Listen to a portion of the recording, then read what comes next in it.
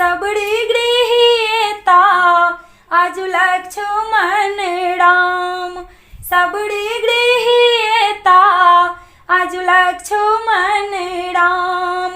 लंबी लंबी केस सबड़ी आंगना बहारे, आंगना बहारे सबड़ी फूल से सजावे। लंबी लंबी केस सबड़ी आंगना बहारे, आंगना बहारे सबड़ी फूल से सजावे। आही बाटे आवता मोर भगवान, आही बाटे आवता मोर भगवान। सबड़ी गृहीता आजु लक्ष्मण राम। प्रेमों के बस में बेबस भगवान। सबड़ी गृहीता आजु लक्ष्मण राम। सबड़ी गृहीता आजु लक्ष्मण राम।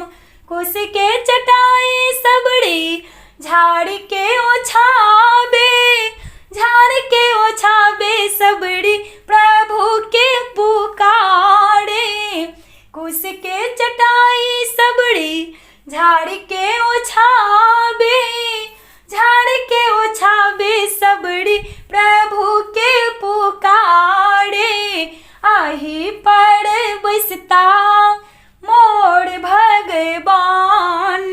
सबड़ी गृहीता आजु लक्ष्मण राम। प्रेमों के बस में बेबस भगवान। सबड़ी गृहीता आजु लक्ष्मण राम।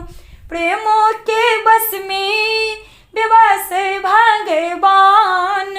सबड़ी गृहीता आजु लक्ष्मण राम।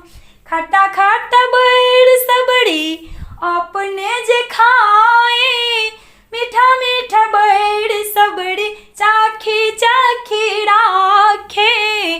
खट्टा खट्टा बैर सबड़ी अपने जे खाए, मीठा मीठा बैर सबड़ी चाखी चाखी राखे। इहो बैर खेता मोर भगवान।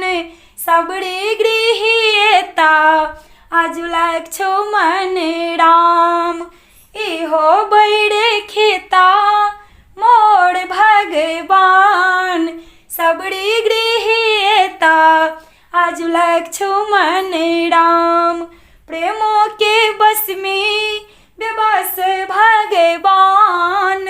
सबड़ी गृहीता आजु लक्ष्मण राम। प्रेमों के बस में बेबस भगवान। सबड़ी गृहीता आजु लक्ष्मण राम।